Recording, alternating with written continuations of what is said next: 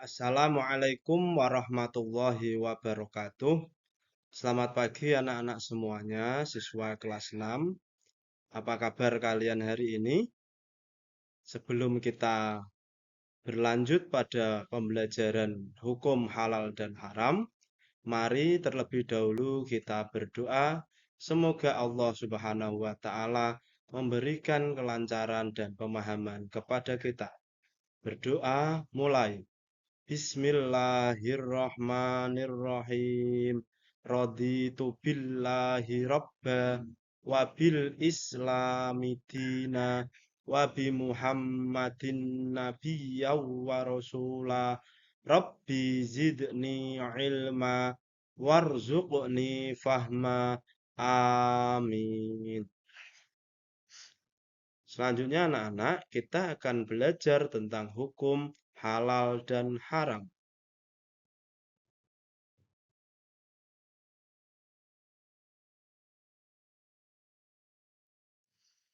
Pada pembelajaran kali ini, tujuan pembelajaran yang akan kita capai adalah setelah mampu mempelajari materi ini, kalian diharapkan mampu satu, menjelaskan definisi halal dan haram, dua, menyebutkan dasar hukum halal dan haram, tiga, menjelaskan sebab-sebab halal dan haram, empat, membuat paparan tentang hukum halal dan haram.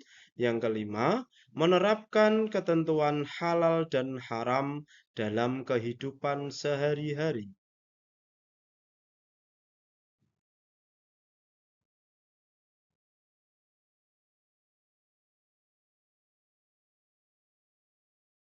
Pengertian atau definisi dari halal dan haram.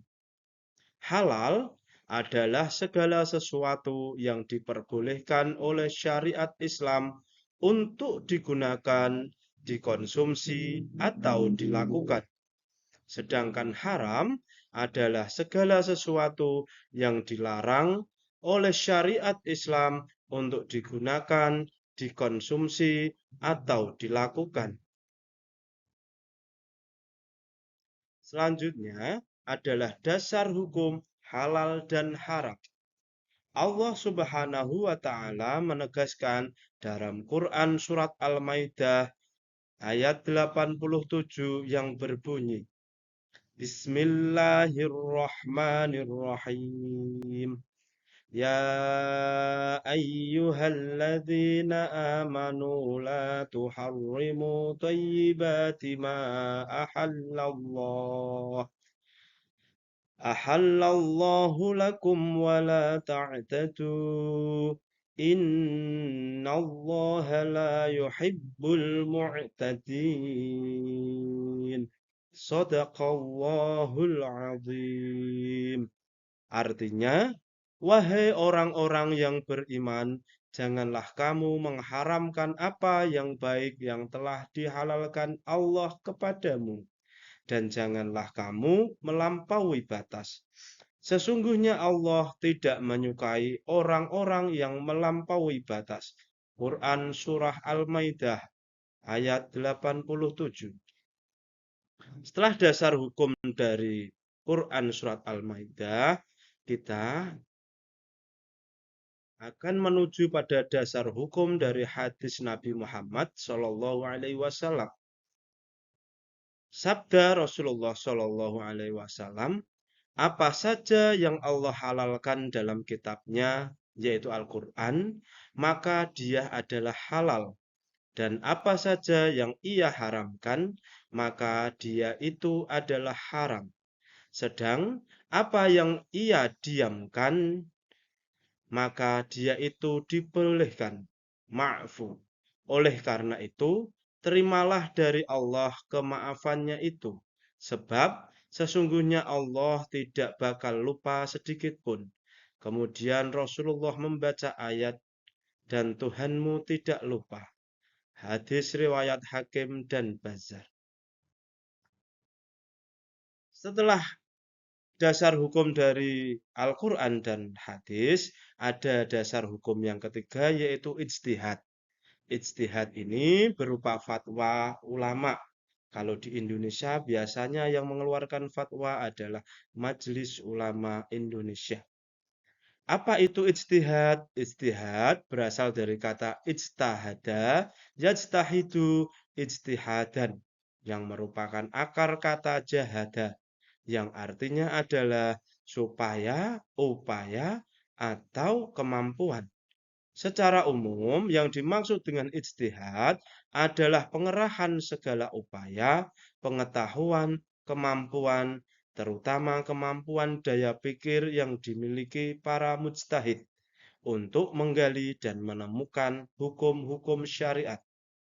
Jadi, ijtihad ini merupakan upaya yang dilakukan oleh para alim ulama dalam menentukan suatu hukum.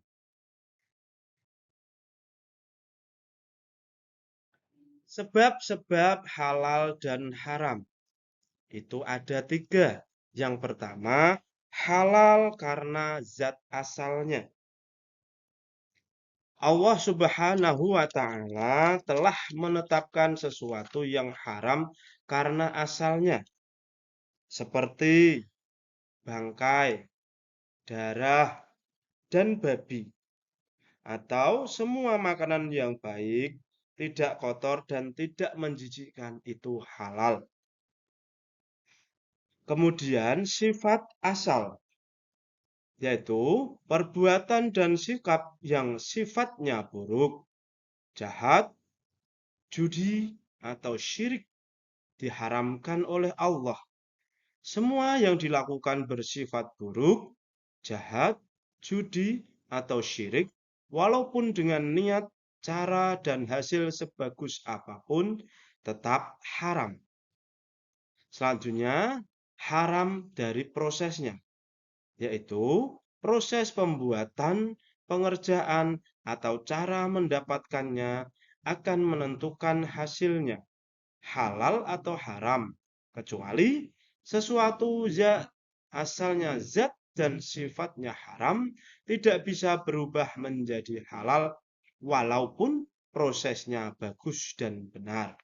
Kalaupun daging babi ya tetap hukumnya haram meskipun diperoleh dengan cara yang benar.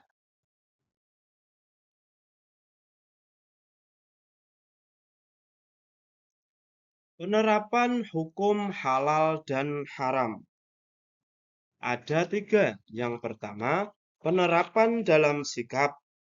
Yang kedua, penerapan dalam perilaku. Dan yang ketiga adalah penerapan dalam konsumsi. Penerapan dalam sikap, yaitu penerapan halal dan haram, belum secara menyeluruh dalam bidang kehidupan. Halal dan haram masih dikhususkan hanya dalam urusan ibadah pokok. Ketika berbuat sesuatu yang buruk, umumnya sikap kita tidak merasa berdosa setelah melakukan tindakan yang dilarang. Yang kedua, penerapan perilaku, yaitu membuang sampah sembarangan, termasuk perbuatan buruk, zalim kepada lingkungan, dan bisa merugikan orang lain. Karena berawal dari perbuatan inilah terjadinya bencana yang menyengsarakan orang lain. Meskipun terlihat biasa saja, namun hasilnya bisa berbahaya. Yang ketiga adalah penerapan dalam konsumsi. Makanan yang dikonsumsi sangat berpengaruh terhadap fisik, jasmani, dan psikis rohani maupun kejiwaan seseorang. Dari sisi biologis, makanan yang dikonsumsi merupakan sumber energi gerak dan gizi untuk mengembangkan maupun memperbaiki sel-sel tubuh. Meski begitu, konsumsi makanan yang buruk akan berdampak buruk terhadap tubuh individu yang bersangkutan, yang dapat menjadi penyakit.